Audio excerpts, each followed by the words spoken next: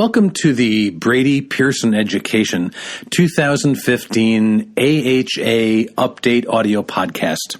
My name is Dan Limmer. I'm with my friend Dan Batsie, and we're going to talk to you about the AHA 2015 guidelines as they affect your EMT class. We're going to go back and forth a little bit here and give you something that you can basically listen to, and fully, when you stop listening to the recording, you're going to say, okay, I think I get what the CPR changes are about. We're only going to be doing the BLS stuff. We can do a separate podcast for ALS. And I'm just going to start, and I'm going to talk about a 30,000-foot view of the whole thing. And I know Dan has some ideas on this as well. Mine is, I think the AHA did a lot of work on this, but I look at these changes as mostly validating the 2010 changes and not being really, really new in a lot of ways that affect us. We're going to talk about rate and depth. We're going to talk about defibrillation.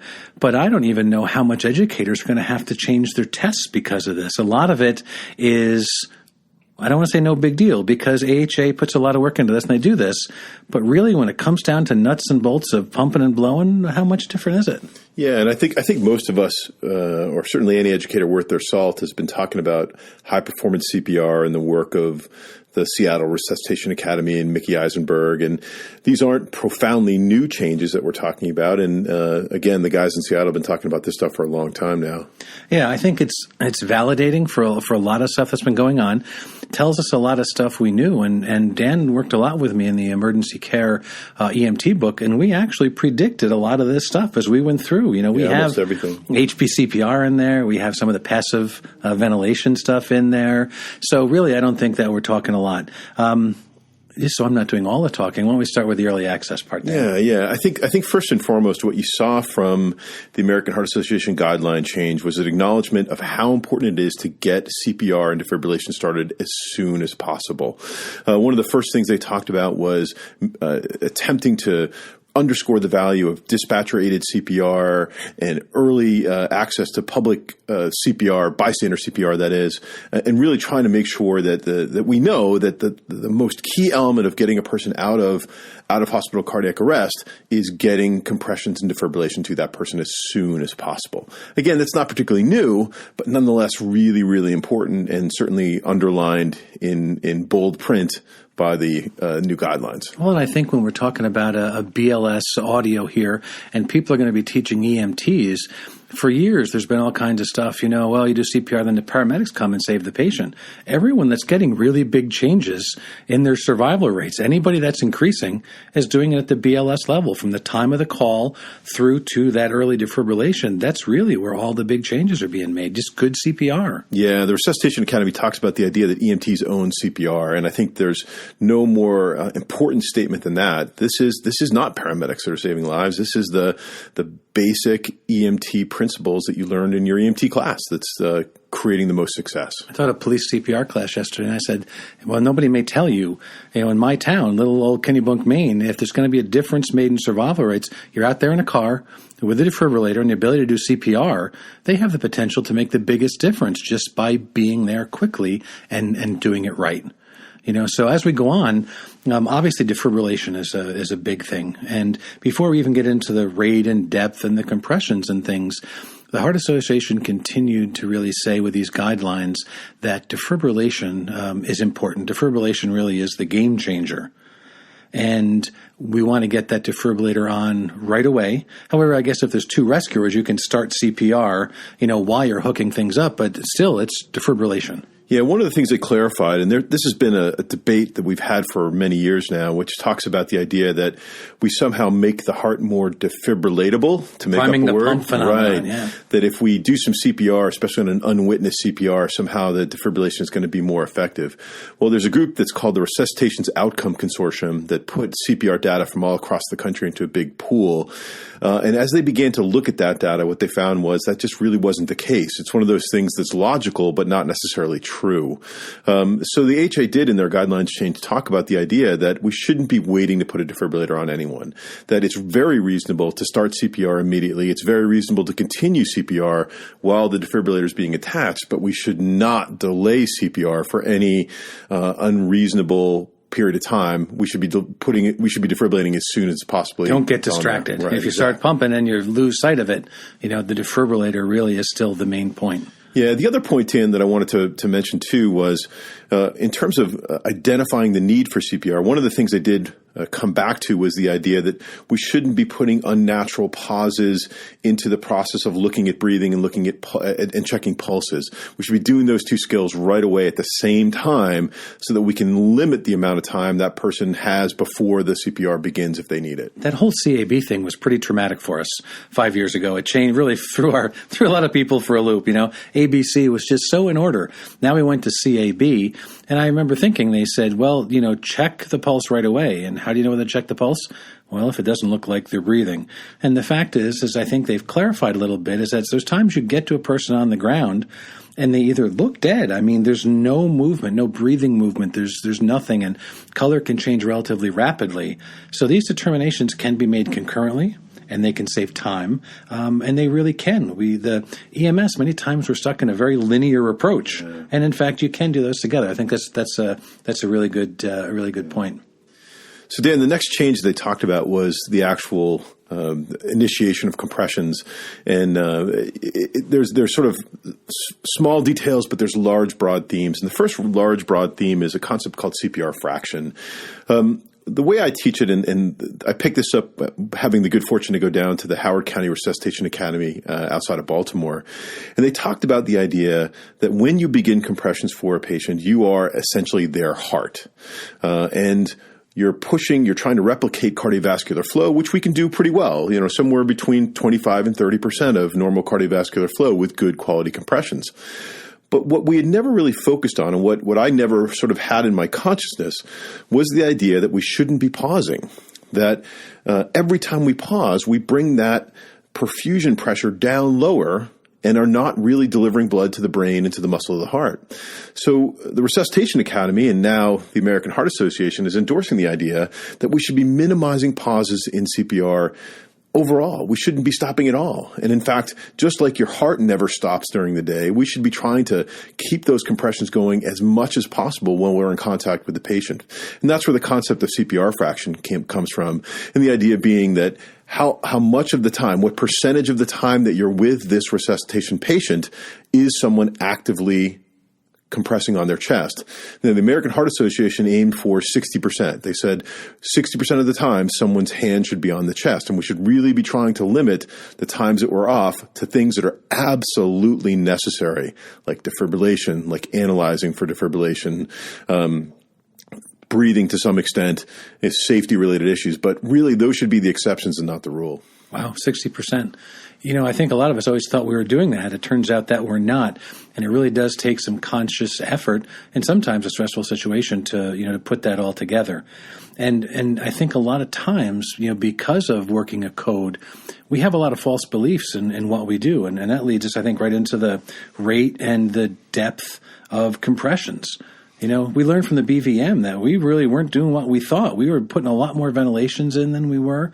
So the rate and depth didn't change dramatically. They put some outside limits on it, and I think they also validated that depth is critically important. Yeah, it sure is. I mean, the bottom line is we need to be able to deliver enough flow to achieve the perfusion pressure that's necessary to get blood to our brain and to get to the muscle of the heart.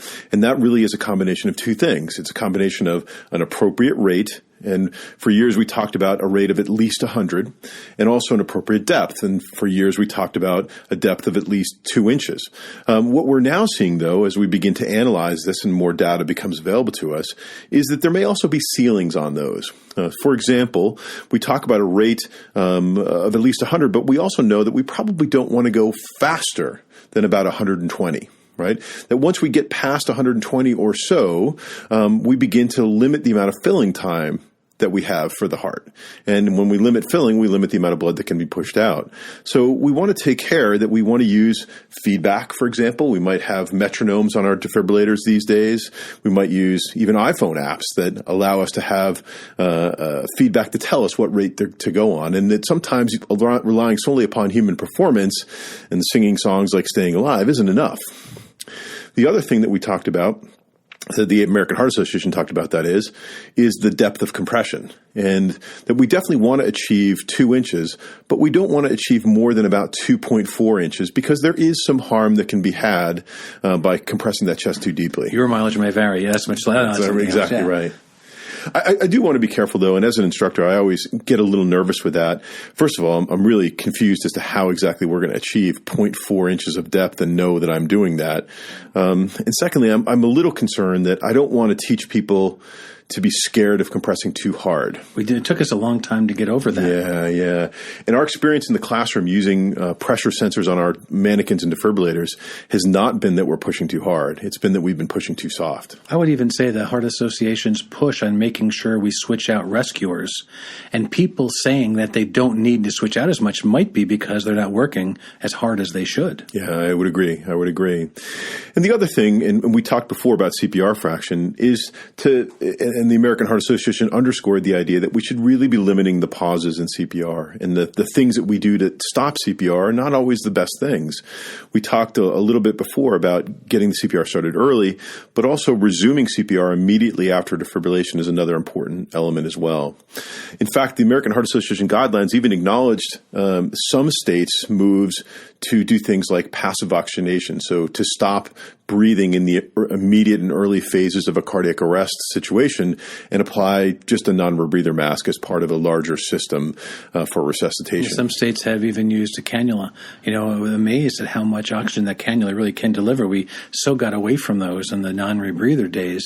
And we've also, that's something else that we've covered in emergency care, and we worked on together, is the HPCPR and that passive ventilation. And those things, are there. We're talking about all these things, we predicted those and some of the things that are in the book. What do you think about the exams? Now, I made a prediction that the National Registry is not going to have to change very much in their exam at all. I think they'll have to do some. They'll have to do some of the theories. I think bolstering up some things about early CPR and whatever. But if you were to have your classroom exams, or if you have the AHA, A exam and B exam, or the National Registry, 100 is still correct, and 2 inches is still correct, right. And early defibrillation is still correct. When the guidelines came out in 2010, the National Registry switched their exam over January 1 of 12. It took a while to do that. As a matter of fact, the AHA documents that are going to be coming out to support the courses, the books and everything, start rolling out between December and April. Mm-hmm. But my prediction is that this is 10, 15, 20% of the change that the last one was. Yeah, I would agree. Mm-hmm. I think there's some low-hanging fruit for test writers. I think some of the things that you think about is the early defibrillation questions, which is more important kind of thing. I think some of the low-hanging fruit is also the ceilings for rate and depth. I think those things are going to be focused upon at least a little bit. But I agree. I think the majority of the stuff here exists already. It's not fundamentally changing our practice. It's tweaking our practice just a little bit. Yeah, but I do think that this is a chance, even though the exams I don't believe will be dramatically altered, or, it might not just be a set date. It might just continue on. There might not be a need for a toggle switch like last time. But really all the things we talked about so far, and there's a few other things we're going to talk about, this really is the chance for the EMS educator in the classroom, and quite frankly, if there's EMT students listening to this, to really realize what a big difference it is and really hone these skills to go out and save lives. I mean, it's what we're looking to do, and I think that we're realizing that the toolbox doesn't have to be particularly robust with the tools. What we have is enough to do. Yeah, and I think we can't underscore that enough. I think that's so vitally important. We have systems in this country that have topped 60% for out-of-hospital VFib cardiac arrest. I mean, that's incredible. If you consider that the national average is somewhere between 9 and 11%. It used to be under 5%. Remarkable. Yeah. And I think the test aside, I think this is an opportunity for educators to push that into the localities. And, maybe your local volunteer ambulance service or your local paid fire department is not going to get 61%. But okay, let's say that they triple their survival rate next year by doing these really simple things. That's within our grasp. We can do this. And you as an educator have that capability to push this. Yeah, I think that's really good stuff. Well, quality improvement and processes is another thing that they started to talk about as well. Yeah, I think it's really important to understand that all of these changes and the work that again, Mickey Eisenberg and the boys in Seattle did for many years came from data, and it came from them recognizing that what they were doing wasn't working well enough, and even more, what they could be doing would do better. And that's data-driven arrest management and understanding what your resuscitation outcomes are and where your numbers are, and looking for elements of quality that you can improve upon by looking at all the feedback that you can get from not only the modern machines that we're using like defibrillators, but just even timing and having a person in charge that can look at things like CPR fraction. These are all really important things, and this is the key. This is those small details that we've sort of ignored for many years are the things that are achieving those 60% survival rates. It's not a fancy new medication. It's not a new device. It's paying attention to detail. Well, and those details, I do tend to talk about the exam a lot and anything that we talk about here. And I think that one of the things that the National Register does is it looks at not the simple charts of, here's the rate and depth. They go actually into the circulation, and they go deep. For example, if you have a child, things may be different. If you have a drowning or a respiratory cause, well, that might not be a CAB. That might be more of an ABC kind of issue. So I do think that while these things haven't changed dramatically, the concept of teaching CPR is much different than teaching resuscitation. And I think a lot of times we miss that in our class. We go through and we do a CPR class. And then we go through and do chapter 18 on cardiac emergencies. But those two combined really don't teach resuscitation, doesn't teach choreography or decision-making. Wouldn't it be great? Maybe we really should be doing in some of our practical nights, doing some HP CPR labs and really getting people in the process of making decisions to be able to go forward and how to keep that CPR fraction where it should be, keep it to the max. Yeah, this is absolutely a team sport, and it requires combined practice, not just with the EMS team, but with the fire team and the police departments and anybody that's going to be involved in this. And again, it's a great classroom exercise to push out, and it's also something that will spread from local services and local departments as well. I guess, back to the guidelines, there's two things. I'll just start with the opioids. You can't really look at the news anymore. You can't really be in your community anymore without seeing some of the tragedy that's coming from the prescription drugs and heroin. And the AHA has jumped on this phenomenon and said there are times that you may need naloxone. If you have an arrest that may be involved with that is now part of the AHA thinking, is using naloxone. Yeah, certainly as intranasal naloxone has come about, we've seen a much wider swath of the EMS population being able to deliver this, in many cases, life-saving medication.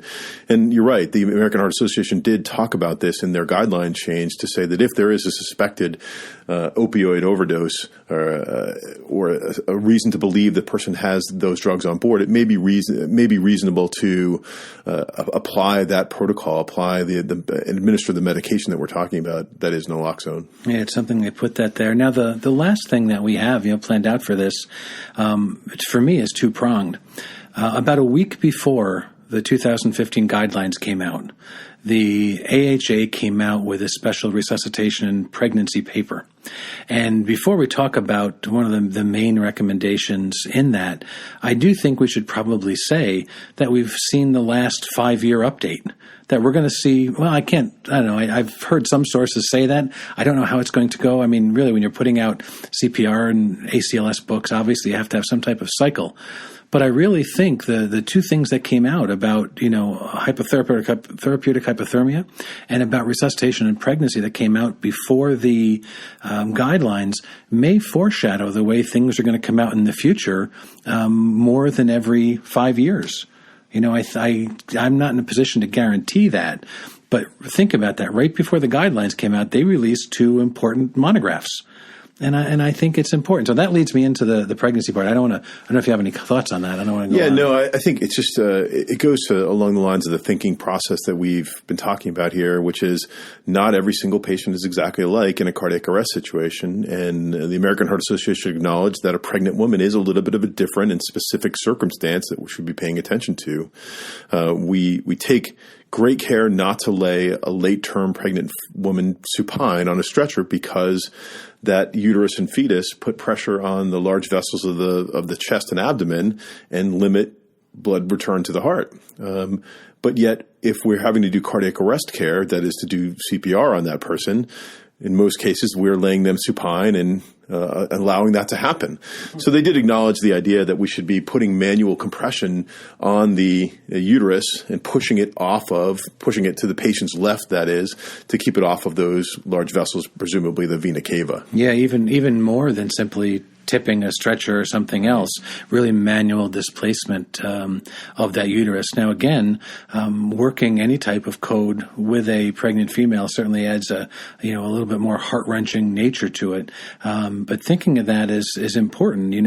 I'm sitting here talking to you about this thinking, wow, yeah, we've always kind of put something onto the backboard, because you've had the patient lying down, they start to go out on you, you tilt the backboard, wow, it changes something. Right. Yet we did compressions when they were lying down. It's not common, but I think that this is something, the opioids and the pregnancy thing are also stuff that are going to work their way into tests we talk about. These are things that are important. And there are diagrams in there as well. Now we can, where this podcast is posted, we can put links to all these things. We'll make sure that there's links to all these things. Any closing comments? Any thoughts? No, I think the very good part of these guideline changes has been that they've really truly come back around to the idea that this is a thinking person's game, that there is no algorithm that can substitute using your head and doing quality steps to undertake a larger objective. I personally find myself happy after the trauma we went through last time, especially with things like oxygen. There's still people out there arguing about oxygen. I mean, it literally happened to me today. We were talking about it. And I think that we're continuing to validate some of those things we saw before. There's been no change in the oxygen administration things for us. So I think that I'll close with, I find that these are very validating.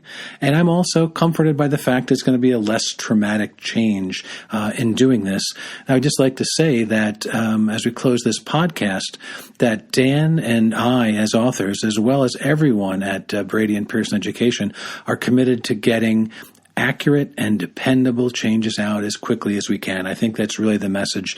They've had us do this podcast to get some little information out there, let you know that we're on top of this, not only in the guidelines, but been following this stuff right along. It's what we do. I'd like to thank you for taking the time to listen to this podcast. I hope that it's valuable, and we should all go out there and save some lives.